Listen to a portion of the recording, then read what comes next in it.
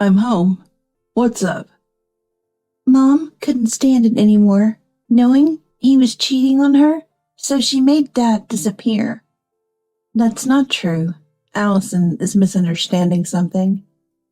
I have to tell her the truth. It's not like that, Allison. Ian has already passed away. My name is Elise, 39 years old, almost 40. My husband Ian was 2 years older, and together with our 12-year-old daughter Allison, we were a family of 3. We got married when I was 26, having been friends from the same college. Ian was just a funny and kind senior when we first met. But Ian and I shared a love for music, gradually grew closer, shared meals, went to concerts, and deepened our relationship after becoming working adults. We married a year after we started dating. We both thought marriage was still far off, but then Allison happened. My pregnancy led to a shotgun wedding. I loved my job and intended to continue working after giving birth, but became a housewife at Ian's strong wish. Allison's birth was difficult, and it took a toll on my body, so returning to work might have been tough anyway. When I was bedridden with ill health after giving birth, Ian would kindly speak to me. I'll earn enough. You just need to keep the home. I found his words very reassuring. However, my health didn't fully recover after Allison's birth, and the doctor said a second pregnancy would be difficult. Fortunately, Allison was healthy and developed well, quick to learn words and read. But life with a child meant being busy with housework and childcare every day, and working seemed impossible. My parents' home was over half a day's journey away, and Ian's in-laws were more than 2 hours away. Ian and I both, from the countryside, had moved to the city for college.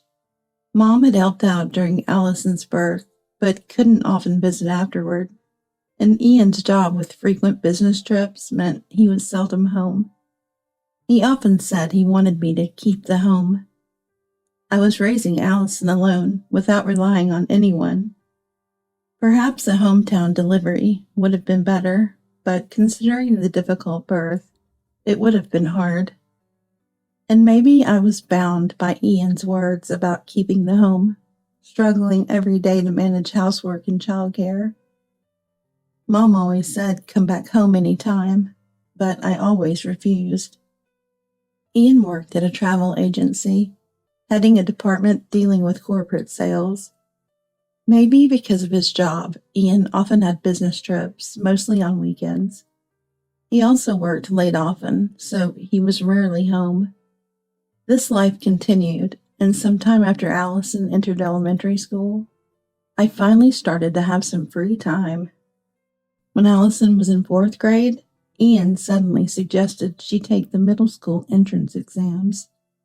Until then, we had agreed on public middle and high schools, but now he proposed private school.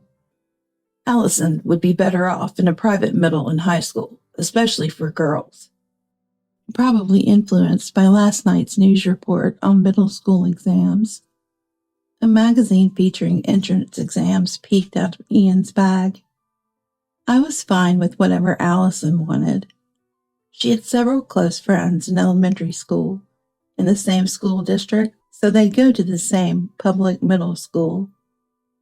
Indeed, going to a private school meant skipping the high school entrance exams, and some schools significantly raised their standards for high school admissions. Maybe there are big advantages to Allison taking the middle school exams. As I pondered, Ian leaned forward, continuing his argument. You might not know, but there are factions in the company based on which university you attended. Your career advancement depends on it. Ian got more passionate, speaking forcefully. You can't go to a good university from a public middle school. It has to be a private school. It might be true, but it meant putting Allison through 3 years of intensive study. not to mention the tuition fees for cram schools. I couldn't fully agree. Ian, satisfied with himself, drank his alcohol, already imagining Allison passing the middle school exams. I ambiguously changed the subject and escaped to the kitchen to do the dishes. Anyway, it's up to Allison. I'll talk to her. Allison is quite pragmatic. Fine, but I want to choose the middle school myself and pick the tutoring school too. Since entering elementary school, Allison has always been quick to learn and grasp concepts, often ahead of the other kids in her studies. She loves reading books, delving into novels without illustrations, and even sci-fi stories. Sometimes she asks me about difficult words in these novels, and often I can't answer. So I gave her the tablet I used to help her research. With Allison's decision to take the exams, I decided to support her fully. I started looking for a part-time job to manage the tutoring fees. While reminiscing with the former colleague, I learned that my old company was looking for people. I contacted my previous employer requesting to be rehired. Allison on the tablet seems to be looking at various tutoring schools. She tells me things like, "This tutor doesn't seem good," or "The materials here are great." I gathered information too, asking around at work and among mom friends. When I discussed tutoring schools with Ian, who had been keen on the exams, his response was unexpected. "Okay, she can do as she likes." I thought he would be more involved, suggesting which tutoring school was best, but he seemed disinterested. I had waited for Ian, who came home late, preparing lots of materials, but "Don't talk like that. Take it more seriously." "Just make sure she passes. Keep the home safe." Ian said his piece and went to take a shower. Sure, he's right. But parental support is crucial for middle school exams. Everyone I consulted said so. I even returned to work to earn tutoring fees. Ian just wants her in a good school with no intention of helping. Allison, on the other hand, is mature. She's looking for tutoring schools herself, researching study methods. She's probably more reliable than me. Ian's casual do-as-she-likes comment stuck in my mind like a thorn. Why would he say it like that? I felt pushed away by Ian. Certainly we spend little time together. I can't say we communicate well. I felt distanced by Ian, especially since Allison's birth. As my health wasn't great, the warmth in our relationship faded. I was busy with unfamiliar childcare duties. I sensed Ian didn't see me as a woman, but I didn't want to admit it. Ian probably doesn't think I'm struggling. He suggests hiring a housekeeper when he sees me busy. If I had such money, it'd go to Allison's exam fees. I kept pushing myself, struggling daily. When Allison was in the 6th grade, deep into exam prep, I fell ill.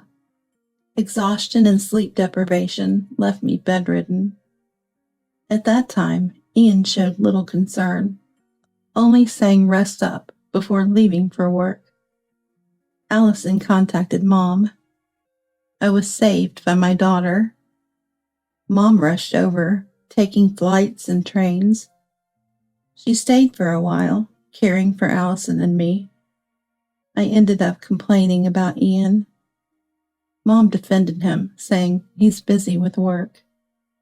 I nodded, then covered my head with the blanket, hiding my tear-streaked face. "It's okay to ask for help. You always try to do everything alone." Mom stroked my head gently. Her words and kindness made me feel safe, like returning to childhood. Comforting, yet I felt pathetic.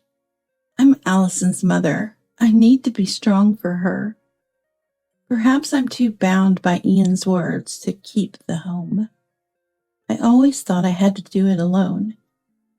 I've wished Ian would be more involved in home and Allison's matters. I wanted help drying the dishes, at least for him not to leave socks and jackets around, to play more with Allison. Deep down, that's what I wanted. But it's because Ian is busy with business trips and overtime work that we can't have this life. Ian works outside. I firmly keep the home. That's our role division. Our family's way, I told myself, suppressing my loneliness. After my health improved and Mom returned home, Allison started saying something unusual. From today, I'll wash my laundry myself. When I looked at Allison, she was holding her laundry. I stayed silent, puzzled, and Allison began to explain.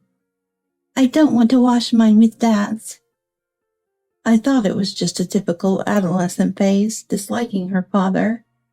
Because Dad's laundry smells weird. I laughed and replied, It's just body odor from aging, right? No, it's a different weird smell, like perfume. I thought it might be the fabric softener. Anyway, I didn't take it too seriously. Okay, but I'll sort and wash them. Allison said okay and left the living room. But the story didn't end there. A few days later, when Allison returned from tutoring, she said she had something to tell me. We sat at the dining table, and I listened. I thought she might be troubled with her exams. Allison's grades were good, and her tutor said she would pass her desired school. But perhaps she was worried about something else. What's wrong? You look so serious. Any troubles with the exams? Allison stared into my eyes, her expression serious. No, it's not the studies. It's about Dad. I was taken aback. A horrible premonition hit me. Do you know how far it goes? I swallowed nervously, feeling a cold sweat down my back. What do you mean? Allison sighed deeply. I see. You really didn't know. I forced a half smile, trying to hide my unease. Tell me what you mean. Stop if it's a weird joke. But Allison remained serious. Mom, please calm down and listen. Dad's having an affair. An affair? I hadn't suspected, but Ian's frequent business trips and overtime had seemed excessive. However, I never expected to hear such words from Allison. Mom, you really didn't notice, did you? I thought Ian's just work obsessed. Allison reached out, holding my hand in hers. Mom, please face reality. Even if Dad's obsessed with work, have we ever had a family vacation together? Allison and I had taken long vacations to my parents or in-laws, but Ian was never there. Even short, nearby trips were just the two of us. Looking back, Ian was always absent. Allison continues talking. Haven't we? Isn't his company too much of a black company? Ian's company was indeed popular among students for employment. But Ian's a manager. He's busy. I stuttered, trying to cover up. Allison remained calm. Managers aren't that busy, right? He shouldn't have so many business trips. I couldn't argue against Allison's points. Management rarely leaves the office for field work, mostly desk jobs. It was the same at my company. Also, friends with busy parents usually get taken on summer or Christmas vacations. What about us? I stayed silent, unable to refute. Indeed, everything Allison said was right. Dad's been irresponsible. I've always thought that. I didn't want Allison to speak ill of Ian. or to think badly of him. He's not irresponsible, right? He supports our life. Allison interrupted me mid-sentence.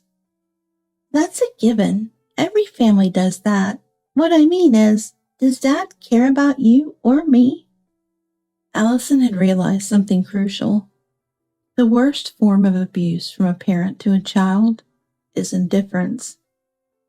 Finally, Allison said it. Ian was failing as a father. But how did Allison notice Ian's affair? I hadn't. I asked her how she knew.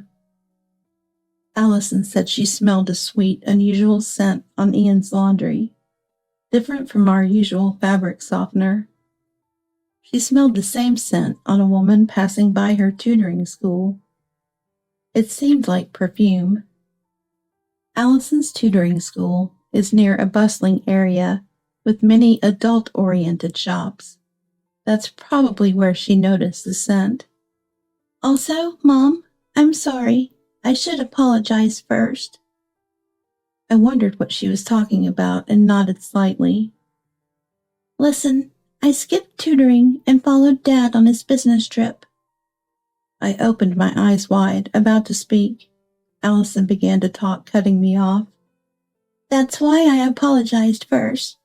Just listen without saying anything. I decided to encourage her to continue and nodded slightly again. Dad wasn't on the business trip alone. He was with a woman, and they were holding hands like lovers do. I was faced with a harsh reality and unknowingly straightened my back. Allison, perhaps nervous, swallowed her saliva. On a different day, I went to Dad's office around 7 p.m. Dad and that woman came out and went into a hotel together. I was confused. The things I had been avoiding were now laid bare before me. More than that, I felt guilty for letting Allison, still in elementary school, go to such a place. Making Allison do such a thing, I'm failing as a parent. Tears started to spill from my eyes. I'm sorry for making you do all this, Allison. I'm a terrible mom.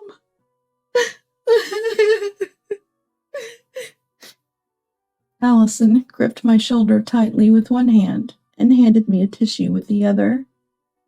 I just want to see you happy and smiling, Mom. Allison looked at me with a gentle gaze. Thank you, but don't do anything dangerous like this again, okay? I spoke to Allison with tearful eyes and a nasal voice. Got it. Sorry. Allison apologized sincerely. I shook my head vigorously. It's not Allison's fault. The one to blame is Ian, of course. But now, it's a matter for adults. I don't want to involve Allison. But remember this, I'm always on your side, Mom. I stood up and hugged Allison tightly. After that, Allison stopped talking about Ian. I had suspected Ian's infidelity. I had been turning a blind eye to it. I didn't want to admit it, and I hated the thought of arguing with Ian. I thought enduring it alone was enough to protect our home. But Allison couldn't bear it. I hadn't considered her feelings. I was wrong. I made Allison feel bad and put a burden on her. I work at an insurance company. I know some investigators. I finally decided to ask an acquaintance to investigate. I hesitated to expose our family's shame, but I couldn't keep quiet any longer. I asked someone I could trust. After a while, the investigation results came in. I knew it, but being confronted with reality like this was more mentally painful than I imagined. The envelope contained detailed records and photographic evidence of Ian's infidelity. Every time he said he was on a business trip, he was actually going on dates with that woman, even going on overseas trips. As I read the report, I felt something break inside me. What had I been protecting all this time, and for whom? I had vaguely thought that one day Ian would turn to me and we would grow old together as a loving grandpa and grandma. Thinking about it now, it was such a naive wish.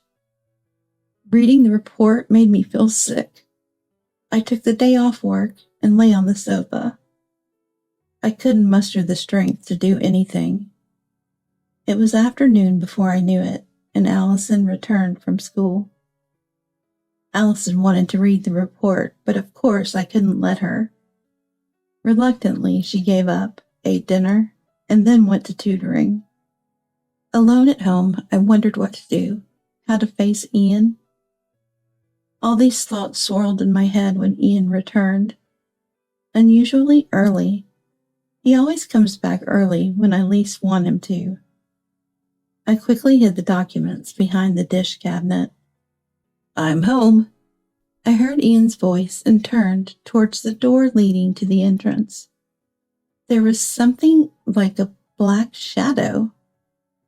More like smoke than a shadow, perhaps. About the same size as Ian. What on earth is this? Ian's voice seemed to emanate from the entity. "What's wrong? You look like you've seen a ghost." "Yes, in a way, this is a ghost, isn't it? It must be Ian, I suppose. But I just can't recognize him as Ian. Can this even be called a human? But if not, what is it?" My mind was racing with various thoughts. It's nothing really, just a shadow or smoke, something that resembles Ian. That's what I concluded. "I'm back. Huh, what's wrong?" Saying that, the Ian-like figure placed a deli item he was holding on the table and started eating.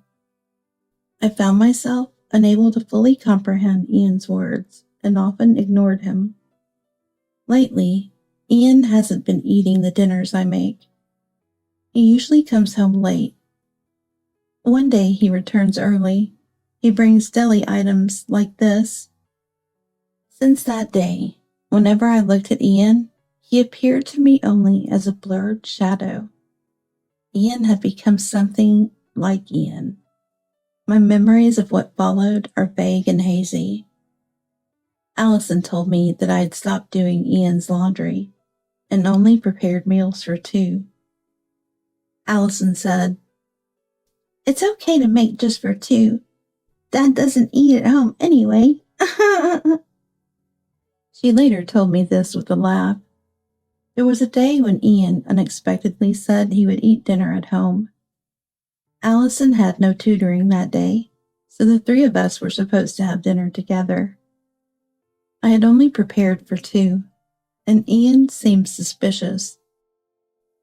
"Hey, where's my dinner? Allison, tell Elise." "No way. Why do I have to tell Mom for you?" Allison retorted without even looking at Ian. "You know, Dad isn't needed in this house anymore." Then Allison took out her mobile phone and started talking to someone. "Hello, Grandma? It's Allison. He's here." I was puzzled why Allison was talking to Mom. Allison and Ian were arguing. Words like, "Don't be ridiculous," and "What are you saying now?" were floating around. It was as if a membrane had formed over my ears, and I could hear only muffled voices. After a while, Mom and Dad entered the living room. Allison was talking to Mom on the phone, but could she really come to our house this quickly? "Mom, what's going on?" I asked, Mom confused. Tears were in Mom's eyes. "Elise, you've become so frail." With that, Mom hugged me.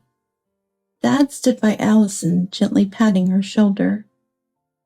There, you did well." Allison looked up at Dad with a relieved expression. "Grandpa?" "It's our turn now. Allison, go to your room." Allison puffed out her cheeks. "No way. I have something I want to say to Dad, who drove Mom to this point." Allison's words, "who drove Mom to this point," stuck with me. Allison turned to me, looking at me with a sad expression. Mom, do you realize what's happening to you? I told Grandma that you're broken. I tilted my head slightly. What does she mean by I'm broken? Allison spoke to Ian. Dad, Mom doesn't think of you as her husband anymore. Ian seemed surprised by the sudden visitors, but Allison's words brought him back to reality. Hey, Allison, what are you saying? Right, Elise? Ian turned to me, seeking help. Then Dad gently asked me, How many people did you prepare dinner for today? I was puzzled by Dad's question. Why would he ask that? What are you talking about? We're not just two. I only made dinner for two. Besides, there's just this weird shadow-like thing. Dad and Mom looked at me with sad eyes. What's going on? Am I forgetting something important? Today we're here to talk to this person only. Dad pointed to the floating Ian-like thing. Dad handed me an envelope he was holding. Confused, I took it. What's this envelope about? Dad's eyes lowered, perhaps with sadness. Allison sent this to our house. Mom's face clouded with tears. You've even forgotten about the investigator, haven't you? Mom sounded mournful. I couldn't figure out why Mom was so upset. Mom, why do you look so sad? Mom, with tears in her voice, told me something shocking. That there is your husband, Ian. Ian let out a surprised, What do you mean, Elise? Ian's voice was muffled and hard to hear. I was so surprised I couldn't react at all. That's what I've been saying. It's your fault Mom broke. She can't even recognize who you are anymore. Oh, come on. Stop joking around. You know who I am, right, Elise? Ian, still sounding muffled, as if his voice was coming from afar, grabbed my collar. It felt unreal, like I was in a dream. No matter what this shadowy Ian-like figure did to me, I feel like I'm in a dream. That's why it's no use. Look into Mom's eyes. Let go of Elise, Ian. Dad pulled me away from the shadow. Then my parents started bombarding the shadow with words. Mom, you might not understand now, but... Allison, holding my shoulders, looked straight into my eyes. I noticed something was off with you, Mom, so I contacted Grandpa. I even sent him the envelope hidden behind the cupboard. My condition, was it really that strange? Indeed, recently, I've been feeling detached from reality, almost like I'm floating slightly off the ground. For some reason, it felt like my feet were slightly lifted off the ground. Mom couldn't stand that he was cheating, so she made Dad invisible to her. That's not right. Allison is misunderstanding something. I have to tell her the truth. No, Allison. Ian is already dead. The Ian-like figure seemed to say, What? Allison looked at me sadly, then turned to Ian. Dad, that's what's happening. Ian slowly sank into the ground. Let's leave for today. Mom gently embraced my shoulders and led me to the entrance. That day, I left the house with Dad, Mom, and Allison, leaving a weeping Ian behind. A few days later, we visited Ian's parents' home. Allison was staying at a hotel, apparently. Ian's parents apologized profusely to me. Elise, it's been a while. We wanted to visit you, but Tamara was hospitalized due to stress. I see. Tamara was very fond of Ian. She was too attached to Ian, right, Ian? At John's call, Ian emerged from the back. There was another Ian-like figure here, which surprised me at the time. Ian, with his muffled voice, began to speak. Dad, what's all this fuss about? Ian looked back and forth between my parents and me. Father-in-law John looked sternly at Ian. John, usually a man of few words and a stern demeanor, valued etiquette highly. What do you mean? What's this all about? John scolded Ian sharply. Ian stood up straight, startled.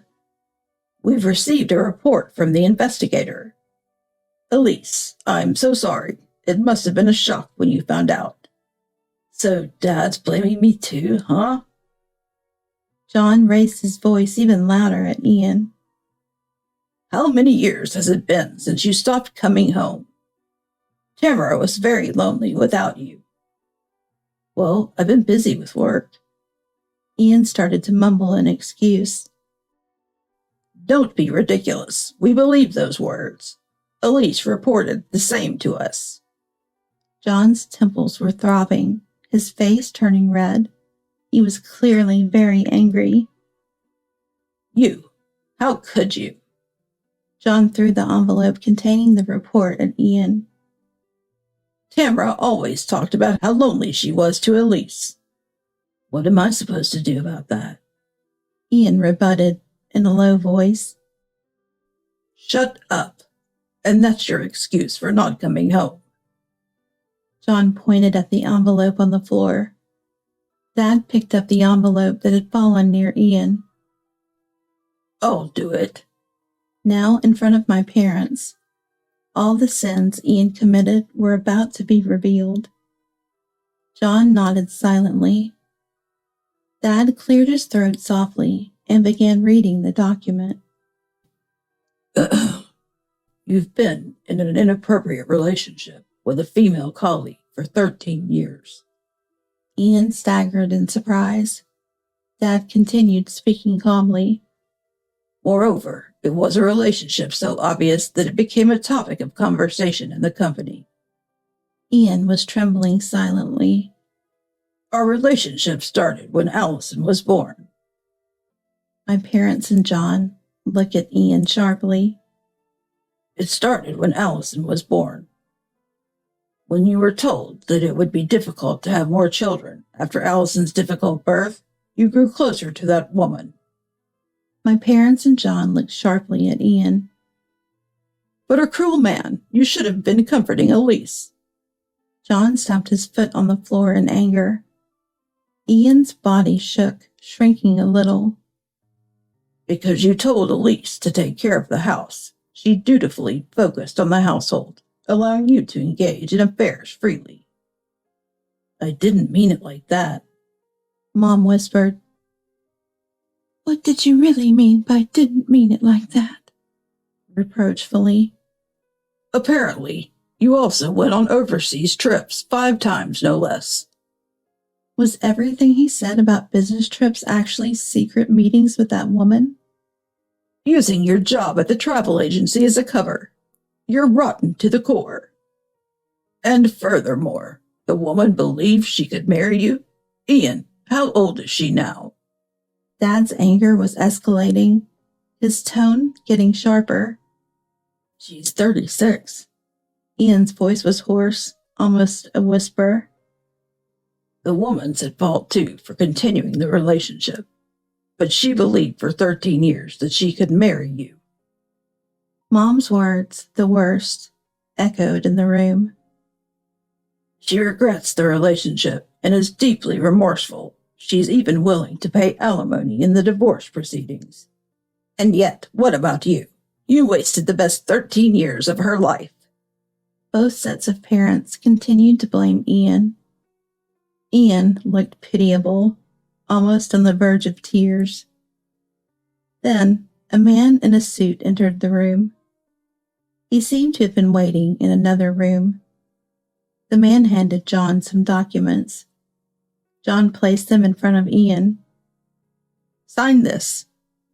Ian looked at the document, surprised. Divorce papers and a settlement agreement. The alimony amount for the divorce trial is written there. Ian looked up at John with tearful eyes. Please, Dad, help me. John stomped his foot hard on the floor. No. Do you realize Tamara collapsed because of this? Who do you think is to blame? Ian shrank back. Tamara said she wanted to hit you herself for what you've done. She cries every day in her hospital bed, regretting your upbringing. Ian, perhaps thinking of his mother, hung his head and clenched his fists. Carrying on an affair for 13 years. How can you even say such a thing? Ian raised his head, perhaps seeking forgiveness. But you're my parents. Please help me. John looked away from Ian in disgust. There's no way we would help you. How can you still be so naive at your age? We're cutting ties with you. No, don't say that. Ian, with tears in his eyes, clung to John. The inheritance we were going to leave you. It's going to Allison now. Please don't say that. Help me. To Ian, help seemed to mean money. Desperate, he began to apologize profusely. Please, I'm begging you, help me somehow. We won't reduce a single cent of the alimony you and that woman owe. John signaled to the man in the suit. The man stepped forward. The lawyer. The lawyer began speaking in a very calm voice. Let's discuss the divorce. Elise, you intended to divorce, correct? It's not about divorce. We are a family of two. Indeed, but for your future, we need you to sign here.